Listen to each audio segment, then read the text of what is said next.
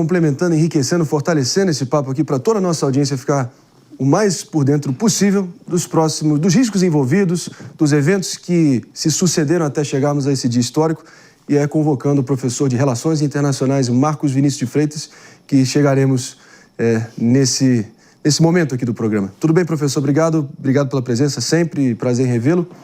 Nós sabemos que a faixa de Gaza já foi governada pelo Fatah, a autoridade palestina, enfim, Mahmoud Abbas e as alternativas mais moderadas e institucionais, por assim dizer, ao Hamas, que governou a faixa de Gaza ali a ferro e a fogo pelas últimas 2 décadas e realmente fez com que o extermínio do Estado de Israel fosse tão somente o seu único e supremo ideal, certo? Agora, diante dessa mudança, você acha que é possível haver, finalmente, algum órgão controlador pragmático e realmente que comece a fazer a inserção do povo da faixa de Gaza na comunidade internacional?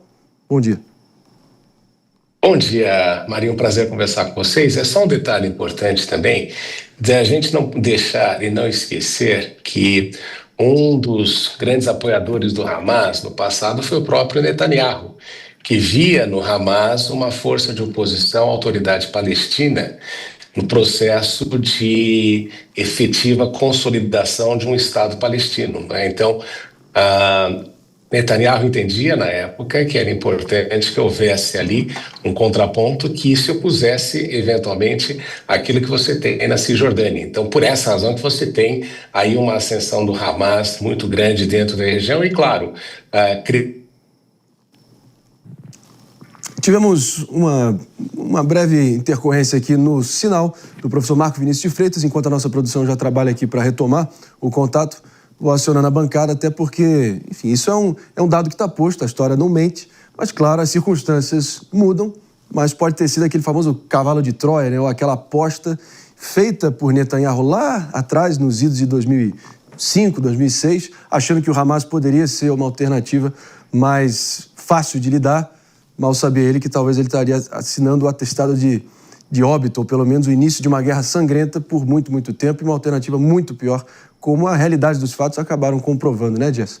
Não, sim, e esse é um fato até interessante para a gente olhar para outras democracias que também fizeram isso. Quando a gente olha para a história dos Estados Unidos e o surgimento da Al-Qaeda, está intimamente ligado a situações de guerra e apoiar um grupo paralelo àquele grupo majoritário. A mesma coisa com o ISIS, que é o grupo de Estado do Iraque Levante, que é o chamado Estado Islâmico. Então, a realidade é que muitas vezes a gente tem visto essas forças do Ocidente subfinanciando ou financiando diretamente grupos rivais dentro desses territórios, e esses grupos rivais virando entidades, grupos terroristas mais fortes do que aqueles que eles se contrapunham. Então é uma realidade da região e é algo que abre um alerta e um debate muito interessante em termos desses apoios bélicos, financeiros a esses grupos. Um pouco daquela ideia do inimigo do meu inimigo é meu amigo, mas... Que não é verdade. Que não é verdade. Bom, agora sim, professor Marcos Vinícius de Freitas, complementando o raciocínio que você estava desenvolvendo, a palavra é sua, fica à vontade. Então, o que a gente viu nesse processo todo é que a grande questão é que o Hamas, com o tempo e diante de toda aquela situação que você vê sempre presente no Oriente Médio, se transformou também numa grande fábrica de terrorismo. E a ação que aconteceu no 7 de outubro foi o ápice, né, desta movimentação toda. E claro, e uma das coisas muito interessantes desse discurso do Trump, Marinho, é que apesar de ele sempre falar que luta contra o mundo, no discurso dele ele disse claramente, olha, Benjamin Netanyahu, embora nós apoiemos você, a gente não pode ir contra o mundo. E o mundo, em todas as organizações que a gente tem visto, toda aquela movimentação que teve na última reunião, na última Assembleia das Nações Unidas, você viu aí claramente 2 situações muito ruins para o governo de Netanyahu. Primeiro, o reconhecimento de um genocídio acontecendo em Gaza. Isso foi extremamente ruim para a história do Estado de Israel, que surgiu efetivamente também e contou também com aquela tragédia que nós tivemos no Holocausto na Segunda Guerra Mundial. Esse foi um ponto aqui levantado. E o segundo, o apoio à criação de um Estado palestino por países que em outros momentos nunca haviam manifestado esse tipo de posicionamento. Então o próprio Trump falou e destacou isso no discurso que ele fez, olha, o mundo nem sempre está errado e muitas vezes a gente tem que ouvir também aquilo que está acontecendo por pressão internacional. E claro, uma das partes mais reveladoras ou, sem dúvida alguma, polêmicas do discurso do presidente americano Donald Trump no Knesset foi como ele, de alguma forma, ele até reconheceu, como é bem no estilo dele, que isso não estava no script inicialmente, mas como ele fez quase que uma menção honrosa, dizendo que o primeiro-ministro Netanyahu deveria receber um perdão e deveria ter todas as acusações que pesam sobre ele de corrupção esquecidas e neutralizadas, o que acabou gerando, por incrível que pareça, um aplauso estrondoso ali do parlamento, em grande parte.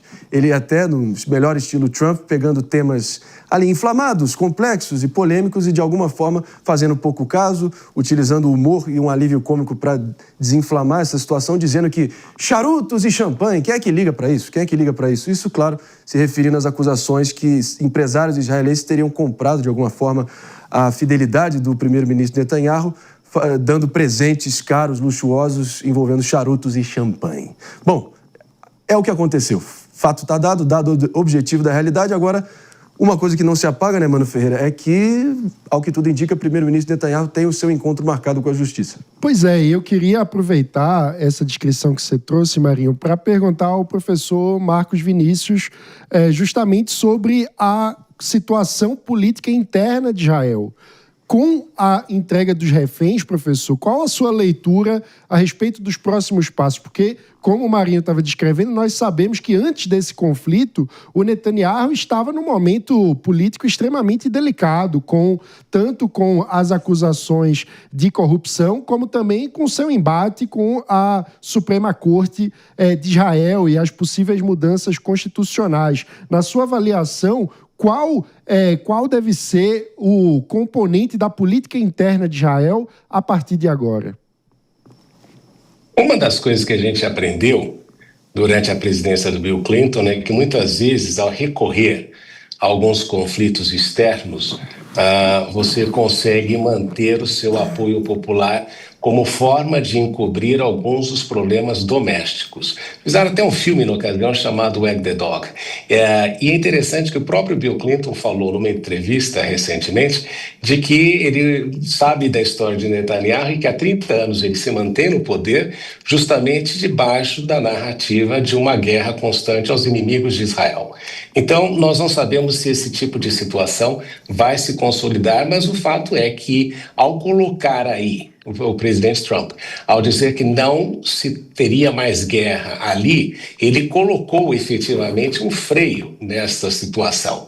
Claro que em outros momentos ele diz que pode voltar se as coisas não forem complementadas, não acontecerem da maneira prevista, mas ao invocar ali a presença de vários líderes árabes para essa reunião que vai acontecer em Sharm el-Sheikh, no sentido de contar com o apoio de toda a região, um movimento histórico, segundo Trump, para apoiar toda esta mobilização para a renovação de Gaza, claro que Netanyahu fica numa situação difícil de convencer o presidente dos Estados Unidos a se engajar ou engajar Israel dentro de um contexto de guerra novamente. E aquilo que a gente viu no discurso do Witkoff, quando ele vai e menciona o primeiro-ministro Netanyahu no seu discurso e é vaiado muito na ocasião, a população vaia, quando ele cita o nome de Netanyahu, é um termômetro da situação. E resta saber aí se o impacto da guerra do Irã, a destruição que o Irã fez em algumas partes de Israel e toda essa situação, se vai garantir o prestígio de ter vencido este momento, se isso vai efetivamente representar na continuidade de apoio a Netanyahu. Nós vemos que a história, em alguns momentos, ela é imperdoável. É só você pensar que Churchill, o grande herói da Segunda Guerra Mundial, deixou de ser ministro pouco antes dessa guerra terminar por ter perdido justamente o apoio popular. Bem lembrado, e a história sempre deixando lições, né? Agora eu vou com a doutora Luciana Nepomuceno, professor, para a próxima pergunta. Professor, bom dia. Eu queria fazer 2 indagações ao senhor. Primeira, o senhor acredita que o Hamas vai cumprir a parte do acordo que compete a ele de entregar as armas? E a segunda pergunta já foca do lado de Israel. No discurso de agora há pouco, Netanyahu, ele muda a postura, ele já admite o fim da guerra, ele inclusive invoca Salomão em Eclesiastes, que fala há um tempo de guerra e um tempo de paz. Ele muda o tom porque ele fala, acabou a guerra, vamos agora viver essa era de paz. O senhor confia nessa posição do Hamas, nesse cumprimento da parte do acordo de entregar as armas e que realmente Israel está disposta agora a viver essa era de paz? Veja, doutora, eu diria o seguinte, não é? O Hamas, neste processo todo, deixou de ser uma organização política, que era uma organização política, é um partido político, para se transformar numa ideologia. E este que é o grande problema que existe, porque a ação do Estado de Israel em Gaza, com a atrocidade que aconteceu, com o número de mortes que você tem, a probabilidade de se transformar isso numa fábrica enorme de novos terroristas é muito grande. Isto pode acontecer e tem que ser uma preocupação da comunidade global, e a única forma de reverter isso é se Gaza conseguir recuperar-se economicamente e as pessoas trabalharem e vislumbrarem um futuro fora da destruição de Israel. Então isso é um elemento muito importante nessa história toda, porque a gente nota que quando você tem uma situação de desorganização, um caos social, a probabilidade do discurso terrorista, do discurso ideológico contra o inimigo se torna muito mais evidente. E isso é um problema que existe e que deve ser uma preocupação para todas as partes envolvidas. Em segundo lugar, o discurso de Netanyahu também tem muito a ver com aquilo que Donald Trump está lhe falando ao pé do ouvido. E claramente está que, apesar do apoio dos Estados Unidos às atuações de Netanyahu na ação militar, a questão da destruição do aparato nuclear iraniano, apesar de todo este apoio, Trump não quer que os Estados Unidos permaneçam envolvidos aí numa guerra no Oriente Médio. A gente nota que o foco norte-americano é justamente na questão da contenção da China, do impedimento que a China venha a assumir aí um protagonismo maior do ponto de vista econômico e político, ameaçando a hegemonia dos Estados Unidos. Então, guerras como a da Ucrânia, esta guerra em Gaza e esta situação difícil do Oriente Médio colocam muito os Estados Unidos numa situação difícil, porque nós sabemos que o inimigo efetivo, segundo os Estados Unidos, não está nessa região, mas se encontra na Ásia, e o objetivo deles tem de ser a contenção da Ásia. E o que a gente aprendeu nessa história toda é que os Estados Unidos têm aí algumas deficiências na parte de defesa, na parte econômica, que constituem preocupações que o presidente Trump não pretende ter, por essa razão que ele fala que é muito mais, embora a paz é muito mais barata e muito mais sustentável no longo prazo. Meus amigos. Agora, falando em prazos, né, acho que hoje uma parte fundamental, chave da sequência do acordo que foi feito era que realmente os restos mortais dos 28 israelenses reféns ali no cativeiro do Hamas por mais de 2 anos, que os restos mortais fossem devolvidos integralmente na data de hoje, coisa que o Hamas, como o grupo terrorista da pior espécie que ele é, já descumpriu parte desse acordo, anunciando que devolverá apenas 4 dos 28. 4 dos 28. Então aí, em se tratando de quem nós estamos nos referindo, não deveria surpreender, mas já é uma quebra da confiança, o que naturalmente acende um alerta, né? A gente segue adiante aqui depois dessa informação com a Jess Peixoto, mais uma pergunta interagindo com o professor Marcos Vinícius de Freitas aqui no Morning Show. Jess. Professor, a gente tem nessa situação toda da negociação o surgimento e uma força muito grande de um país bem diplomático que é o Catar, né? O Catar tem uma mudança de posicionamento e de postura em relação a determinadas tratativas, embora sempre tenha partido desse viés diplomático a partir do momento da visita de Donald Trump e até da proximidade ali, que não foi só no sentido diplomático para resolver essa situação, mas também comercial, com uma proximidade ali num acordo com a Boeing, venda, vendas, abertura de mercado, uma mudança até mesmo no discurso de Donald Trump em relação a esta potência no passado. Até uma base militar do Catar em solo americano. Exato, e muito até diferente, porque muita gente apostava que o Catar ia continuar negociando mais ativamente com a China e talvez como um não aliado dos Estados Unidos, se aproximaram bastante no final do Biden, mas também, principalmente aqui, com uma mudança de discurso de Donald Trump. Como que o senhor avalia esta questão diplomática das regiões ali, da proximidade ali do Oriente Médio em relação ao próprio momento que Israel vive? Não só com o Catar, mas também com outro país como o Egito. Qual que é a visão do senhor em relação a esse momento? Isso pode contribuir para a saída de Benjamin Netanyahu do poder também, tendo em vista que todos esses países, uma ampla gama desses países, são muito opostas e críticas ao governo que ele fez nos últimos anos em Israel? Muito obrigada. Não, obrigado pela pergunta. Não há dúvida de que o presidente Donald Trump não ficou nada satisfeito com a ação do Estado de Israel quanto aos negociadores do Hamas que estavam no Catar.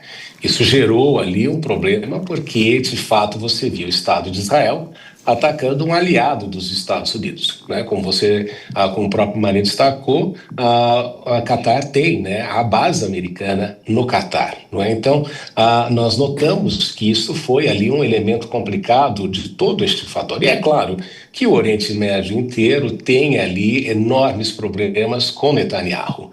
Inclusive, parece que ele deve ir a esta reunião em Sharm el-Sheikh, e havia uma série de controvérsias, porque muitos dos que estão presentes nesta reunião, por exemplo, com o Paquistão, nem reconhecem o Estado de Israel. Então, ele enfrenta ali também uma região que, de alguma maneira, tem uma certa resistência à presença de Israel e tem aquele todo discurso contrário ao sionismo que a gente observa muito presente nos países árabes. Agora, o que nós vemos, no entanto, e o presidente Trump notou muito bem isso, é que a reconstrução de Gaza precisará do apoio regional. E ele comentou, isso foi no próprio discurso do próprio Trump, de que o único lugar do mundo que teria condições econômicas para fazer esse tipo de atuação e de reconstrução em Gaza são os países daquela região que tem, ao longo das várias décadas, acumulado um capital enorme, justamente derivado da extração do petróleo e de outras riquezas que tem aí derivado de todo esse histórico de vantagens financeiras. E, obviamente, que o presidente Trump, sendo o negociador que entende que Israel não teria condições de reconstruir Gaza na maneira apropriada e outros países precisariam contribuir. E é por essa razão que a região tem aí encontrado uma situação de maior possibilidade de apoiar este plano, mas, obviamente, existe um fator fundamental também. A China se aproximou ali, fez uma negociação entre Irã e Arábia Saudita, e isso acendeu a luz vermelha em Washington com relação à sua relevância regional e o papel que pretende desempenhar naquela região ainda por muitos anos. Professor Marcos Vinícius de Freitas, sempre agregando muito aí com todo conhecimento. E, claro, é o momento da gente se municiar o máximo possível com quem entende do assunto e dito e feito. Obrigado, professor, pela presença, sempre agregando. Eu que agradeço pela oportunidade. Nós que agradecemos.